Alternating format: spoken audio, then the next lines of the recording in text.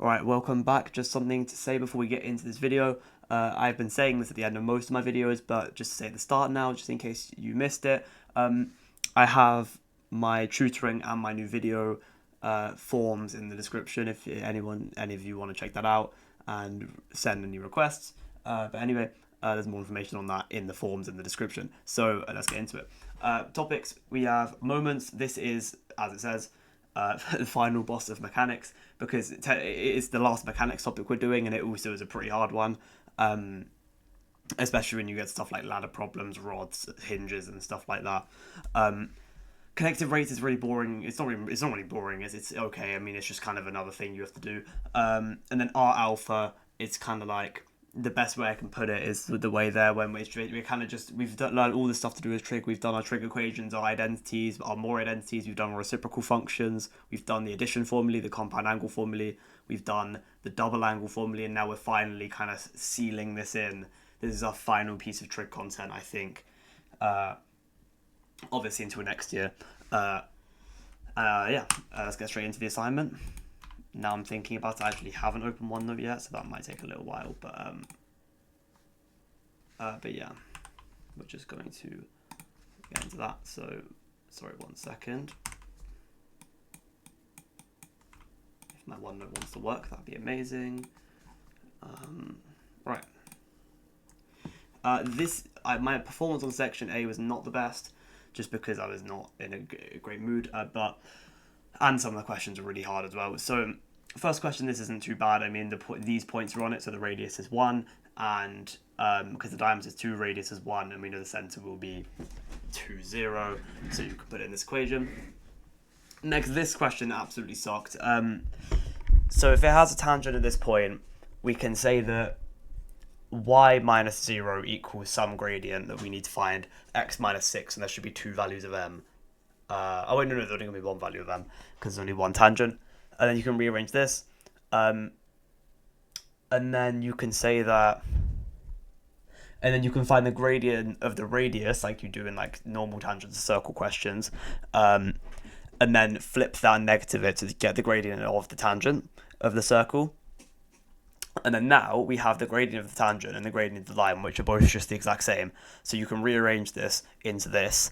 And then now we have this, and we can substitute this back into the circle equation to get these solutions. And then you do your distance formulae, do Pythagoras, and then you get this distance. Very hard question to start off, honestly, considering it's question 1.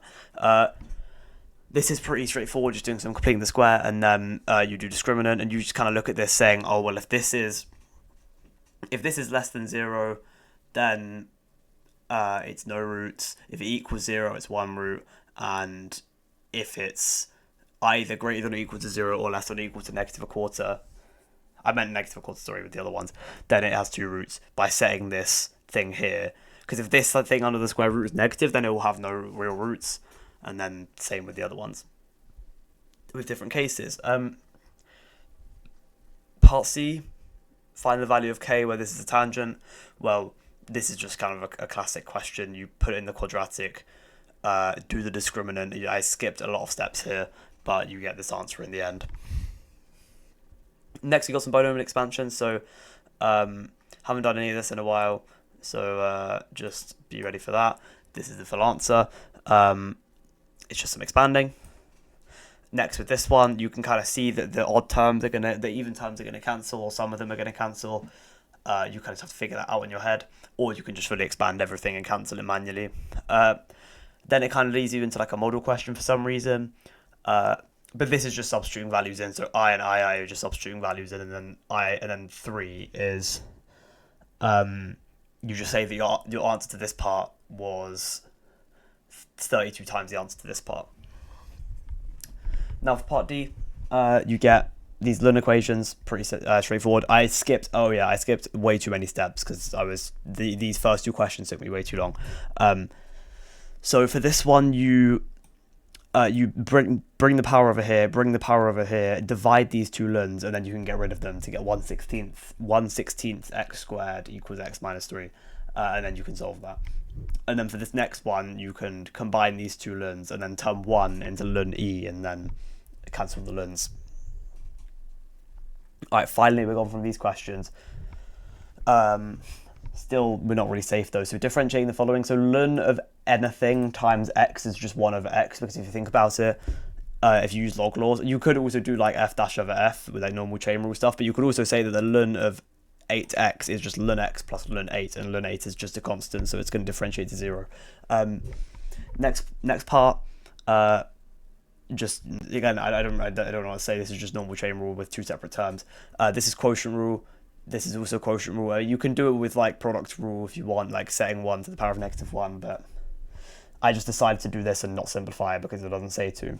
And then again, chain rule, and then we're on to part B. So we have this thing here. So we know that root x equals arc cos of y, and then you cos both sides to get cos of root x equals y, and then you can differentiate both sides and get this. And then in the answer, it wants root of 1 minus cos squared for some reason, so you can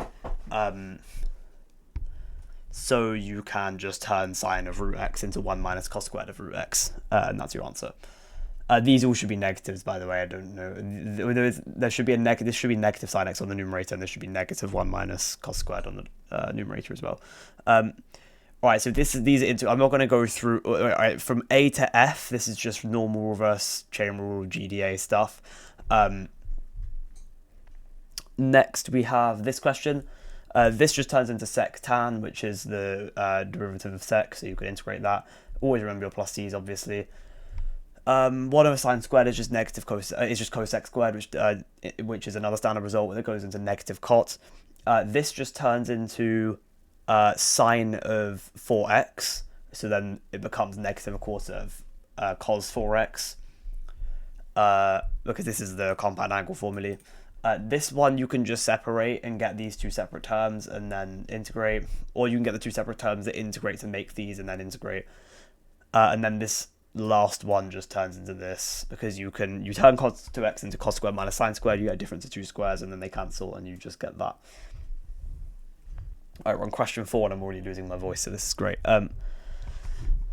So next we have this kind of classic integral question. You just have to find this weird area. So find the tangent, find the gradient, find everything with the tangent, blah, blah, blah. Find where it hits the x-axis. Find this triangle here, which turns out to be 8, and then you integrate and take away the area, and you get this.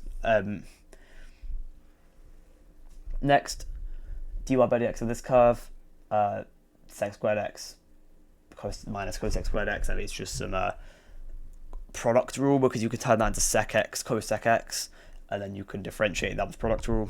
And then you solve this, so number of stationary points set equal to 0, and then rearrange, solve, blah, blah, blah. Yeah.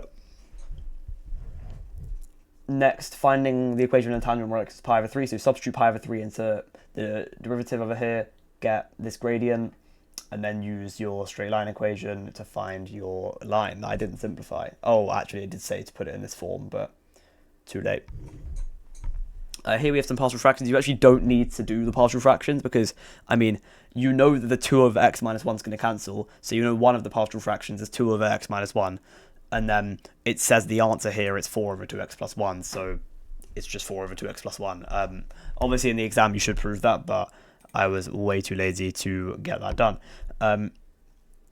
Find the range of f. Well, you just want to honestly, you can just put it in your calculator. Same with this. Find the f negative 1 and do it. And then same range of f negative 1. So the domains and the ranges are switched, so like obviously x is greater than 1 here, this is the domain. So the range of the inverse is going to be the same as the domain of the original function. Next, again, you should be showing, like I do rush my working a lot on these assignments, but I try to tell you guys when I am doing something like that. So for this type of question, you should either write out differentiate with respect to x in an acronym, or just apply d over dx to both sides of this equation, just to show you're differentiating.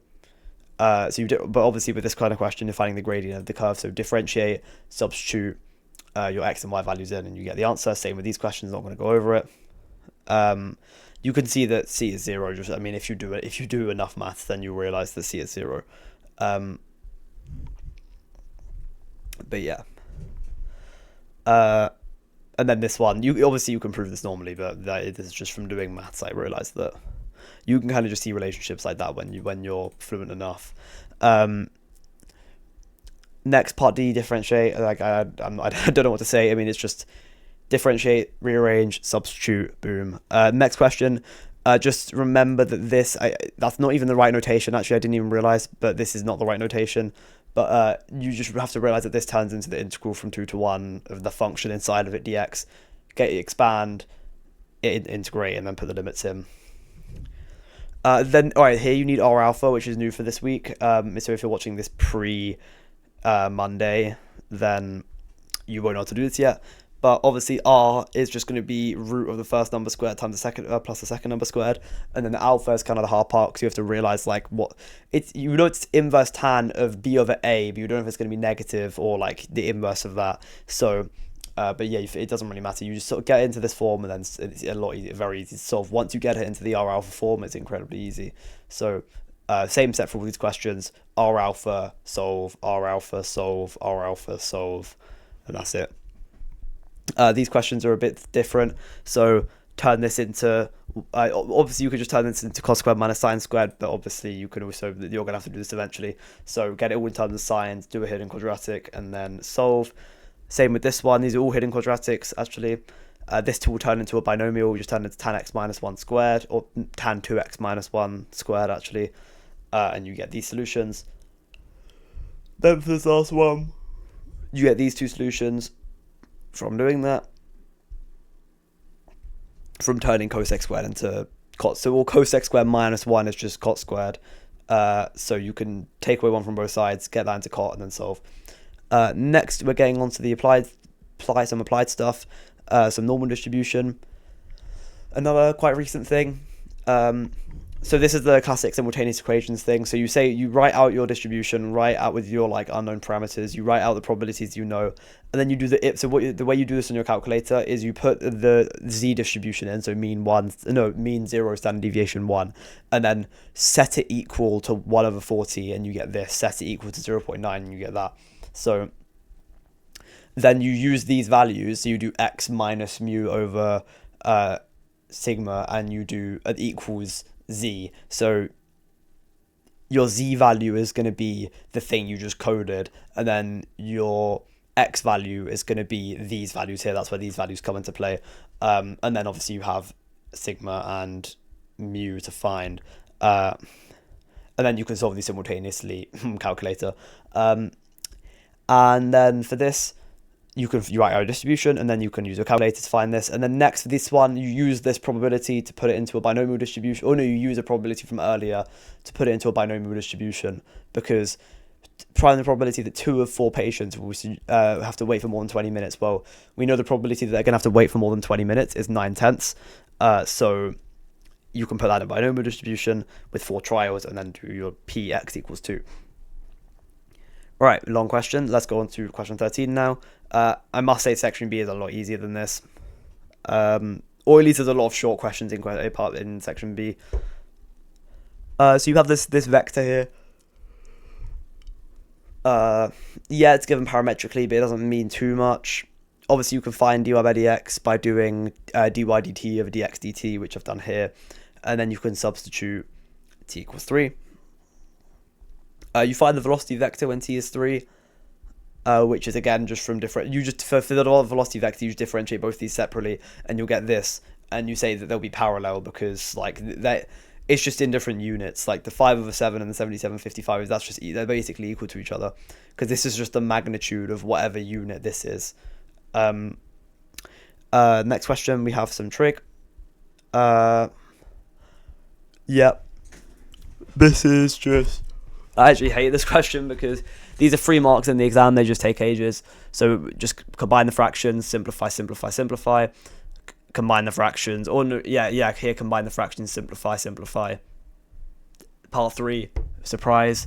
Combine fractions, simplify, simplify, simplify. And I always do this. I always do this. I always mess out a question randomly.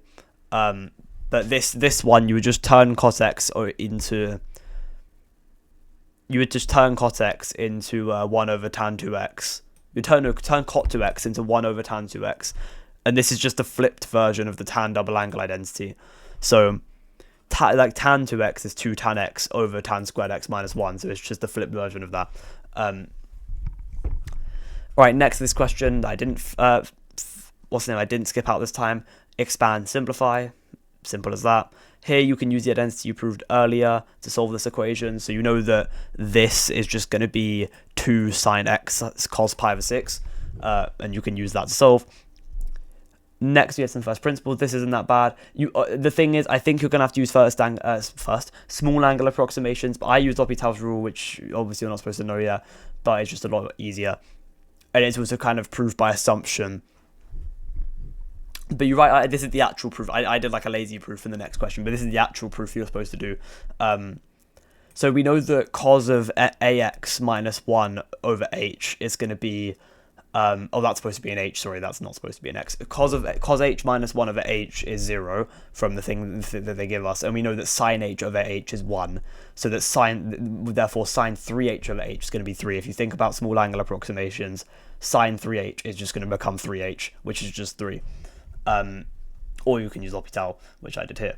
But what you usually do when you're doing trig first principles, or when you're doing sine and cos first principles specifically, you expand your thing, and then you factorize to try and get cos h minus 1 over h and sine h over h, so that the entire thing cancels and you get this. And then I did a bit of a lazier proof for this one.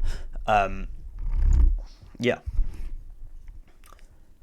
Right, section B, let's get into it. Very uninteresting question, just some vectors in mechanics. Find the position vector of S, just write out, use R equals R0 plus Vt. Same with B, do the same thing, and then solve. Find the distance OP, well, you just find the point where they intersect and then find the magnitude of it, because O is just the center. Next we have some projectiles. They always have putting like one projectile question on each assignment, same with like binomial expansion. This is one of like the more proofy questions. So always, whenever you're doing projectiles, it actually makes a lot more sense now you've done parametric equations, how projectiles work. So you get the x in terms of t, and then you get the y in terms of t using s equals ut plus half at squared twice. That's the only two that you're going to need for this question, or the first part, not this part. Oh no, you will need a different one. But anyway, so you use s equals ut, because a is 0 for x, so the half at squared part cancels. You get 9 over u cos alpha equals t. Then you do it on the vertical, where you turn all the t's into 9 over u cos alpha, and then everything cancels, and you get your answer. Now, when you get something like this, you're always going to get tan alpha minus something over cos squared alpha when you have one of these equations. And so that when they give you an angle, you have to turn that over cos squared into 1 plus tan squared.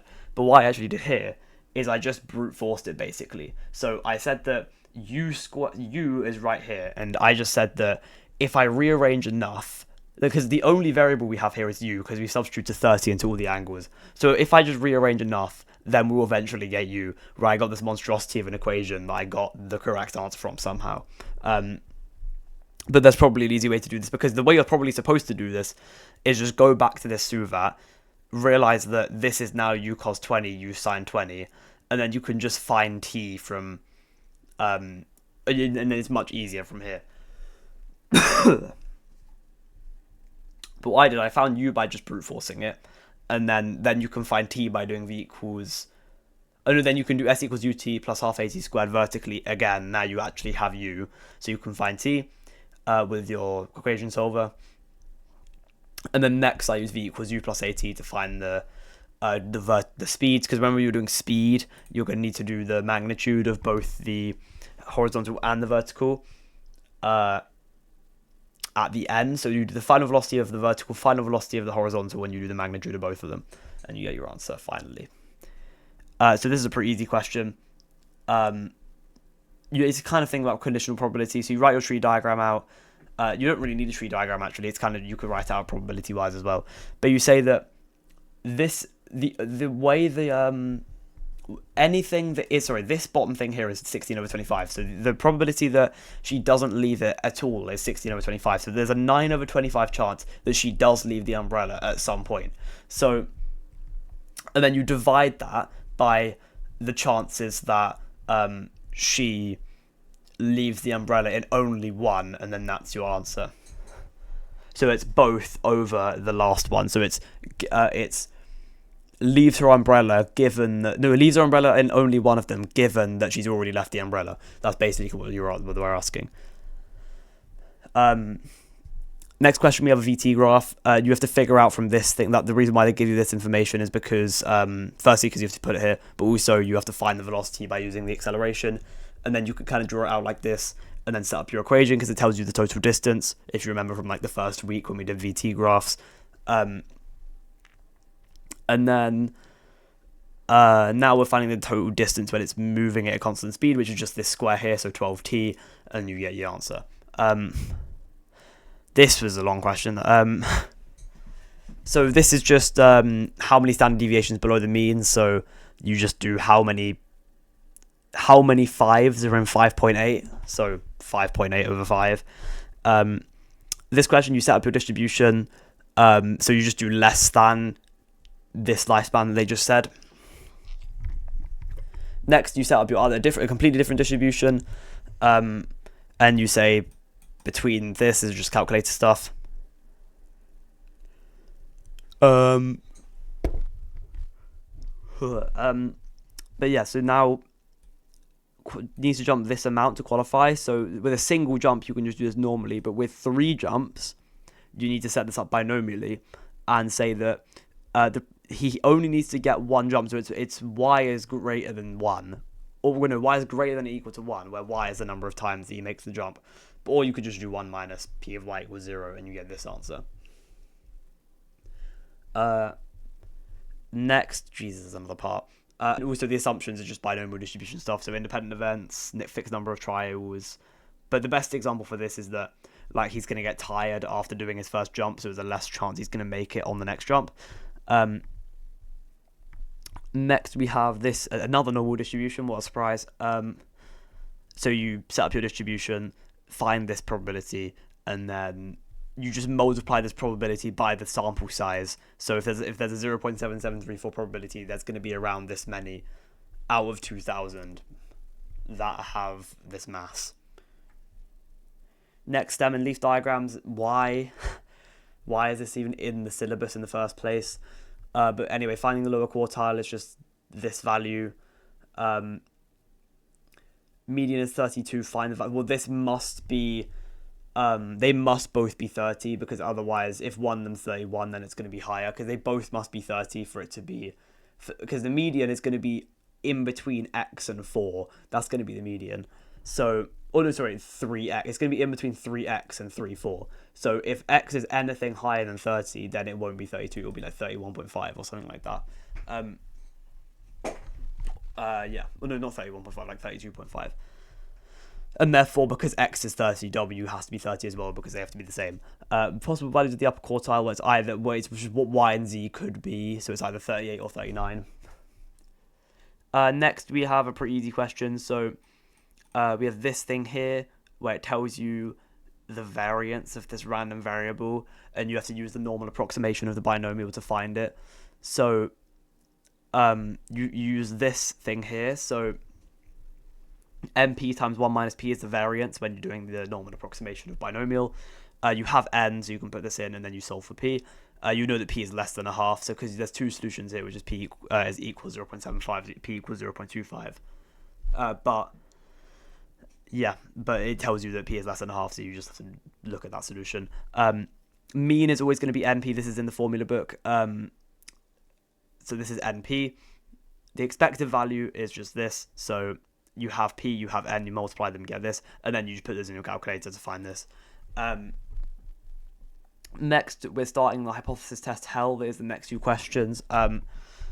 So, I mean, I'm really not going to... The correlation hypothesis tests are so similar that I just don't really want to go through them. You find your R, you do your hypotheses, you just remember to see if it's two-tailed or not, so you could split your hypothesis... If you have to split your significance level, find your critical value from the formula book, and then do your little statement. Oh, Jesus. So here we have a binomial test. Always use p-value when you can, obviously. Yeah, nothing much to say. Do your hypotheses, binomial distribution. You should state what a variable actually means, but I couldn't be bothered. Do your little statement, comparison statement, and then your actual statement. Next, we have an actual question. So we model this using the binomial, find its probabilities, use the normal approximation, find this probability, which is in the formula book, by the way. Percentage error is just percentage change. Next, we have another... we have a... It's not a normal hypothesis test, it's just a normal approximation because we haven't actually done normal hypothesis testing yet. So we're finding at this significance level how this happens. So we set up this normal distribution. We have the probability and we have this probability, 23%, and we have this sample size, 3,000. We use this to approximate a normal distribution and then set it equal to 0.025 in the calculator to find what this probability is. And then you just round up because it's less than or equal to that you need for a because this is actually a binomial test. You're just using the normal to approximate it, which will make more sense when we actually do normal hypothesis testing because this is nothing like a normal hypothesis test. When I say normal, I mean like normal distribution. Right, this was actually hell. If I didn't get this question right instantly, then I would have just given up. So we have two connected particles on a slope with two tensions with this distance. The string is 1 meter. It's going to take a while to... This would be like 9 to 12 marks in my opinion. At least 9 if it came up on a paper. So firstly, I considered A. I just wrote these things here because they are the R values, but I just didn't want to put more working down. So it turns out this wasn't even that useful until the end. But so this is pulling this way is the is mu r and t. Pulling this way is mg sine theta. Pulling this way is mg cos theta, and pulling this way is just r, which is also mg cos theta. Same for B, except the mass is 1.5, and the tension's going down this time. And then for both, you add, obviously the tensions cancel, and you add these two forces, and you add these two forces. Obviously, because sine 30 is a half, so that's just going to cancel. Next, so what I did first is I resolved the entire system, so I used this thing here, so 2g minus 0.6g cos 30 equals the total mass times acceleration, because they're both accelerating at the same rate. Next, we can set up the first of many SUVATs to find the amount of time that it takes for A, because we're saying that the distance from A to the end is 2. So, and then obviously U is 0 because it starts from rest, and then this is the acceleration. So this is the amount of time it takes for A to go to the bottom, where it will instantly stop, it says. So this is the initial speed, and then now we need to find, firstly we need to find the final velocity of this thing, because the final velocity of A is the initial velocity of B. So now we have this SUVAT for B. We know the tension is 1 meter. The string is 1 meter, and it's become taut, so there's no more tension anymore. So we're going to have to set up a separate force diagram for just B that we looked at earlier. I redrew it. And then you resolve this again to find A. So you do this minus this equals 1.5A. Find your new A value, which is actually the same, but you do have to do that because otherwise it won't work. Because the strings become taut, so there should be a different A value, but there isn't. And then now you can use another SUVAT where you have this U value, because this is the final velocity of A before it stops. And then it becomes the initial velocity of B. You know the distance of the string is 1 meter long, which is the distance it needs now, because A is at the bottom, so the distance from B and the bottom now is 1, and the acceleration is this. So we use that to find T, and then you add the time that it takes from A to go from rest to the bottom, and then B to go from when A is rest to the bottom, and that's the total time that it takes for B to go from the rest to the bottom, if that made any sense. This question, that is a hard question. And a question that probably won't come up because they don't like doing massive mark questions in the exams anymore. But anyway, let's move on. This was a lot easier. You just draw out your little pulley thing, your tensions, your accelerations. I don't actually know how to do this without finding the tension in the rope, so I just found the tension in the rope first. So I did part B first, and then I used that tension to find the mass. So I resolved Dermot first, and then I resolved Corinne to find these two, the tension and the mass. And then the force on the branch is just 2t cos theta over 2. or the force on the pulley when you're doing one of these problems where the branch is the pulley in this case, is 2t cos theta over 2, but theta is just 0 here because they're both just straight lines, so cos 0 is just 1, and you get 2t, which is 950 newtons. And then it's actually, we know it's rough now, so it just accelerates less because it's friction going against the direction of motion.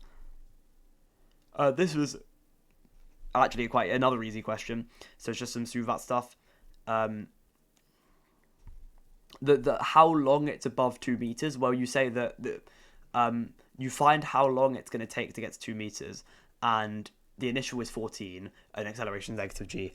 And this equation here actually is just if you minus 2 and then set the 0 to y, that's actually the equation of the displacement time graph of the actual thing. So actually you can just, what we've basically done here is, g over 2t minus g over 2t squared plus 14t is the equation of motion. So we just set that equal to 2. If you imagine that on a graph, it's a backwards parabola. If you set that equal to 2, that's just a line with y equals 2. And then so if you find the two solutions of that and minus them from each other, then that's just going to be the total time that it's in the air. So we find the two solutions to this quadratic. So this is when it first hits 2 meters, and then it goes up and then down, and it hits 2 meters again here. So the time that it's above 2 meters is just these two times subtracted from each other. Part B, speed when it hits the ground. Well, this is a lot easier because it's literally just falling. It's not actually being thrown. So you can just say acceleration is just positive g because we're modeling it downwards now. And then you just do v squared equals u squared plus 2as. Find this. Next, we have the last normal question on this entire thing. Well, the probability that shows heads twice, that's just p of h squared. So that equals 0.04. You can find p of h from that. Now we know the probability of tails is 0.8 because it's just the probability that it's not heads.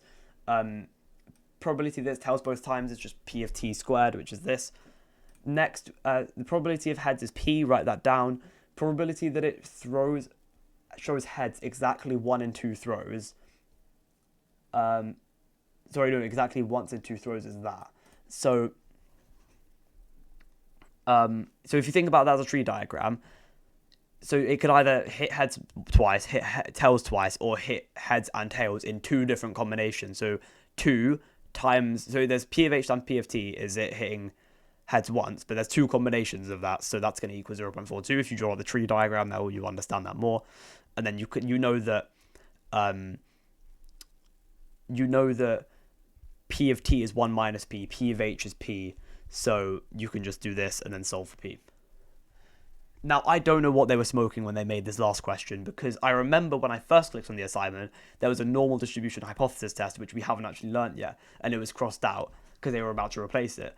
So I think they might have just been like smoking when they were either rushing or smoking. So it's a correlation hypothesis test. They give you PMCC, they give you significance level, and they give you the sample size, but then they give you the corresponding p-value, which I don't know what it's really talking about there, because there is no such thing as a p-value in a correlation test. That's in a binomial test. So what you actually had to do was compare, you had to ignore the n and ignore r and do it like a binomial test, even though it's a correlation test. Now, I don't think this is even correct. I think there's just a big mess up. So I don't really know what it's talking about. So what you're supposed to do here is, according to the mark scheme, is just ignore this information here and just do it like a binomial test, and it gives you the p-value. So it's literally, it would just be a 1 marker basically in the exam. But obviously this would never come up in the exam because this is just a typo basically. Anyway, just, ignore this question. This is just not a thing that exists in stats, in life, or in A-levels. So ignore this. But anyway, look at the tutoring in the description. As I said at the start of the video, look at the video form. If you need any help with anything, I can just upload a video on that if you want, or I can give you some personal help with my tutoring form, which I'm very successful with so far, with just in real life. But yeah, I'll see you guys next week for the next assignment. Good luck on tracking test 5. I might make a video regarding that, and also good luck for assessment week next week with your long timetables. And I will see you next time. Goodbye.